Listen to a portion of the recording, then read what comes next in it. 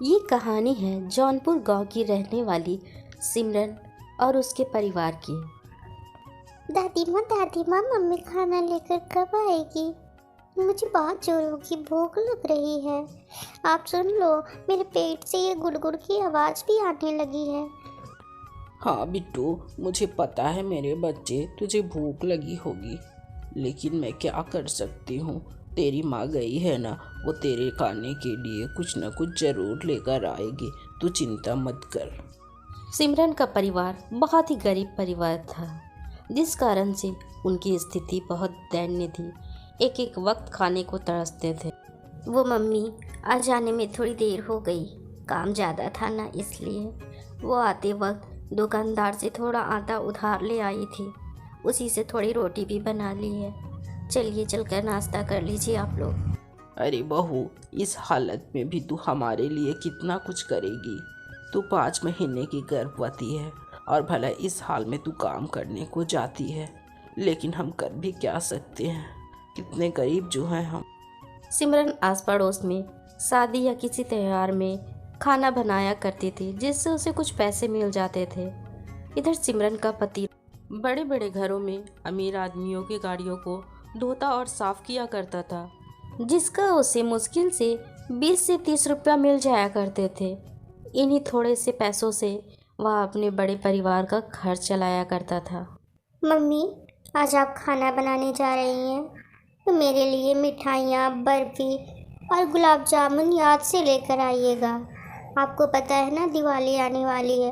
अब मेरे सारे दोस्तों के घर ढेर सारी मिठाइयाँ भी आने लगी है। वे सभी लोग मिठाइयाँ खाते हैं और उन्हें देखकर मुझे बहुत लालच आता है, तो आप मेरे लिए लेकर आना। ठीक है बेटा, मैं भी काम पर जा रही हूँ और शाम को जब लौटूंगी तो तुम्हारे लिए ढेर सारी मिठाइयाँ लेकर आऊँगी। तुम अब घर पर ही रहना, दादा दादी के पास, कहीं मत जाना इधर उधर। सिमरन अपने बेटे से मिठाई लाने का वादा करके अपने काम पर चली जाती है। सिमरन औरतों के साथ मिलकर भंडारे का खाना बना ही रही होती है। तभी अब क्या करूं, मुझे तो कुछ समझ ही नहीं आ रहा है। क्या हुआ मालकिन, कुछ बात हो गई क्या? अरे बहुत बड़ी परेशानी हो गई है। मैंने 2 हलवाई को मिठाई बनाने के लिए बुलाया था, उसमें से एक हलवाई ने आने से मना कर दिया है। अब इतने बड़े भंडारे में एक हलवाई से क्या ही होगा। इसी बात की चिंता लगी हुई है कि मिठाई बनेगी तो बनेगी कैसे।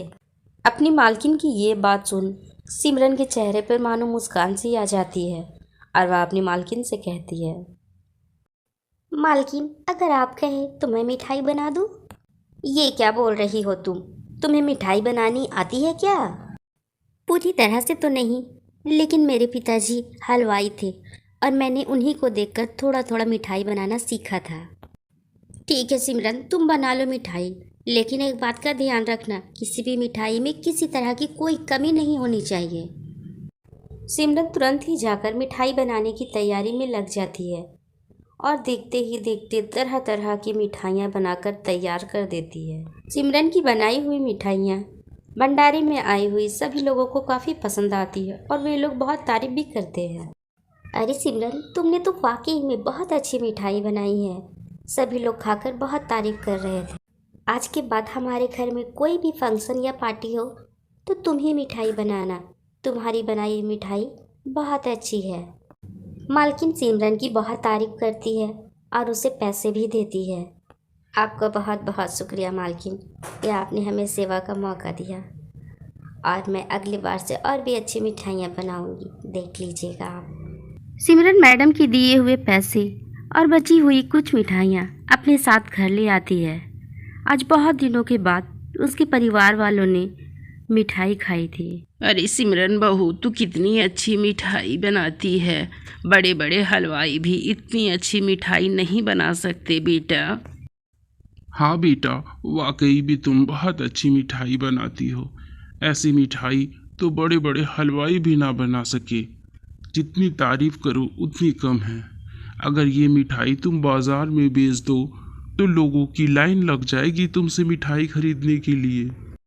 अगर पिताजी ऐसी बात है तो मेरे मन में भी एक ख्याल आ रहा है कि क्यों ना मैं मिठाई खुद बनाकर बाज़ार में लेकर बेचूं। अभी मेरे पास कुछ पैसे भी जमा हो गए हैं, उन्हीं पैसों से सामान ले आती हूँ और मिठाई बना लेती हूँ। अभी सिमरन और उसका परिवार ये सारी बातें कर ही रहे होते हैं कि उनकी खुशियों को मानो किसी की नज़र लग जाती है। सिमरन के पति को घर आते वक्त रास्ते पर कोई गाड़ी मार देता है, जिस कारण से वह रोड पर गिर पड़ता है। उसे लोग अस्पताल तो पहुंचा देते हैं, लेकिन उनके पास इतना पैसा नहीं था कि वह उनका सही से इलाज कर पाते। हे ऊपर वाली, क्यों हमारे साथ ऐसा कर रहे हो? क्या मेरे परिवार वाले को खुश रहने का कोई अधिकार नहीं है? थोड़ी सी खुशियाँ आई क्या घर में, उसे भी किसी की बुरी नज़र लग गई। सारे पैसे जो रखे थे मेरे पति के इलाज में खर्च हो गए और वो ठीक भी नहीं हो पाए। लेकिन मैं हार नहीं मानूंगी, मैं अपने परिवार के लिए फिर से पैसे इकट्ठा करूंगी और मिठाई बनाऊंगी और उन मिठाइयों को जाकर बाज़ार में ज़रूर बेचूंगी। यही सोचकर अब सिमरन अस्पताल में अपने पति का इलाज करवाती है। इसलिए सिमरन को अब काफ़ी पैसों की ज़रूरत होती है, जिस कारण से वह बड़े बड़े घरों में जाकर खाना बनाती और वहाँ की साफ़ सफाई करती थी। अब तो सिमरन सड़क पर भी झाड़ू का काम किया करती ताकि उनसे कुछ पैसे आ सके। इसी तरह कुछ दिन बीत जाता है और सिमरन कुछ पैसे जमा कर लेती है। उन पैसों से वह जाकर बाज़ार से मिठाई बनाने का सामान लेकर आती है और बेसन के लड्डू बनाकर तैयार कर लेती है। बेटी सिमरन, मैं तुझे ऐसे हाल में अकेले लड्डू बेचने बाजार नहीं भेज सकती हूँ। मैं भी तेरे साथ ही जाऊँगी। तो इस हाल में अकेले क्या क्या करेगी मेरी बच्ची? पहले ही तू इतना कुछ कर रही है, अब मैं तुझे अकेले जाने नहीं दूँगी। मैं भी तेरे साथ ही चलूँगी बाजार में, ताकि तेरी कुछ मदद कर सकूँ। इस हाल में तू क्या क्या करेगी भला? नहीं मम्मी जी, मैं आपको अपने साथ लेकर नहीं जा सकती। अगर आप मेरे साथ चली गई तो फिर घर पर सबका ख्याल कौन रखेगा? मम्मी जी, आप मेरी चिंता बिल्कुल भी मत कीजिए, मैं अपना ख्याल बहुत अच्छे से रख लूँगी। अभी हमें पैसों की बहुत ज़रूरत है, इसलिए मुझे बाज़ार जाना होगा और आपको घर की देखभाल करनी होगी। अब मैं चलती हूँ। अपनी सास को समझाकर सिमरन मिठाई लेकर बाज़ार बेचने चली जाती है। वहाँ बड़ी बड़ी दुकानें लगी हुई थी, जिससे लोग काफ़ी संख्या में मिठाई खरीद रहे थे। बेचारी सिमरन किनारे पर ही अब सभी लोग बड़ी दुकानों लेकर बैठ जाती रहे थे, इसलिए बेचारी सिमरन अपनी मिठाई लेकर बैठी रहती है। कुछ देर बीत जाने के बाद एक औरत उसके पास आती है। आधे घंटे से लाइन में लगी हूँ उस बड़े दुकान में मिठाई खरीदने के लिए, लेकिन अभी तक मेरा नंबर ही नहीं आया, इसलिए सोचा तुम्हारे पास चली आऊँ। वैसे बहन, तुम कैसे बेच रही हो ये बेसन के लड्डू? जी बहन जी, 100 रुपये किलो है ये बेसन के लड्डू। एकदम ताज़ा ताज़ा गर्मा गर्म बना के लाई हूँ, एक बार खाकर देख लीजिए, आपको बहुत ही पसंद आएंगे। अरे क्या बोल रही हो बहन? 100 रुपये किलो बेसन के लड्डू भला कौन देता है? सामने वाले दुकान में तो 200 रुपये किलो मिल रहे हैं। कहीं कोई गड़बड़ तो नहीं है मिठाई में? अरे नहीं नहीं बहन जी, कोई गड़बड़ नहीं है मिठाई में। मैं ताज़ी और अच्छी मिठाई बना कर लाई हूँ। आप एक बार लेकर तो देखिए और खाकर देखिए, अच्छा लगे तभी लेकर जाइएगा। तभी वह औरत वह मिठाई खाकर देखती है और उसे मिठाई का टेस्ट बहुत ही पसंद आता है। अरे वाह बहन जी, तुम्हारी मिठाई में तो बहुत स्वाद है। ऐसे बेसन के लड्डू तो मैंने आज तक नहीं खाए। इतने बड़े बड़े दुकानों से लिया है, लेकिन इतना स्वादिष्ट कभी नहीं खाया। एक काम करो, एक नहीं अब 3 केजी लड्डू मेरे लिए पैक कर दो। सिमरन बहुत खुश थी कि उसके लड्डू के तारीफ हो रहे थे। बड़े दुकानों में भीड़ के कारण लोग अब दीपावली की मिठाई लेने के लिए उसके पास आ रहे थे और उसकी बिक्री भी अच्छी खासी होने लगी थी। थोड़ी ही देर में उसके सारे मिठाई भी बिक जाते हैं। सारे लड्डू बिक जाने के कारण आज सिमरन बहुत खुश थी। वह पैसे लेकर दुकान चली जाती है और वहाँ मिठाई बनाने का कुछ सामान और ले आती है। हे ऊपर वाले, तेरा लाख लाख शुक्र है। बस अपनी कृपा मुझ पर ऐसी बनाए रखना ताकि मैं अपने परिवार के लिए कुछ कर सकूं।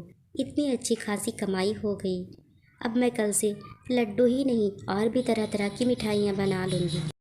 आज सिमरन बेसन के लड्डू के साथ साथ काजू कतली और तरह तरह की मिठाइयाँ बनाकर लाती है। देखते ही देखते ग्राहकों की लाइन लग जाती है और उसकी सारी मिठाइयाँ बिक जाती है। आज सिमरन बहुत खुश थी। उसे यकीन ही नहीं हो रहा था कि उसकी मिठाइयाँ बिक गई है। ये ऊपर वाले, ये सपना है या सच? मुझे तो यकीन ही नहीं हो रहा है कि मेरी मिठाइयाँ लोगों को इतनी पसंद आ रही है। आपका बहुत बहुत शुक्रिया पिताजी। अगर आप जिंदा होते पिताजी तो आप बहुत खुश होते। आपकी बनाई हुई मिठाई लोगों को कितनी पसंद आ रही है। अगर आपने मुझे मिठाई बनाना ना सिखाया होता तो आज मेरा क्या होता। आज सिमरन बहुत खुश थी और मन ही मन अपने पिता को बहुत याद भी कर रही थी। अब इसी तरह रोज़ सिमरन ढेर सारी तरह तरह की मिठाइयाँ बना कर लाती और सारी मिठाई ख़त्म हो जाया करते थे। इस तरह से सिमरन के पास अब ढेर सारे पैसे भी जमा हो गए। आज घर के सारे लोग बहुत खुश थे। सिमरन सभी के लिए नए नए कपड़े भी लाई थी। मम्मी जी, हमारी मेहनत रंग लाई। मैंने आप सब के लिए अच्छे अच्छे कपड़े लाए हैं। आप सब उनको पहनकर तैयार हो जाइए। अब हम सब दिवाली का त्यौहार बहुत ही धूमधाम और अच्छे से मनाएंगे। बेटा, आज तेरे पापा जी की भी हॉस्पिटल में छुट्टी हो जाएगी। मैं उन्हें ही लाने जा रही हूँ। तुम सब अच्छे कपड़े पहनकर तैयार हो जाना। आज सिमरन का पूरा परिवार बहुत खुश था और खुशी खुशी पूरा परिवार दिवाली मनाता है।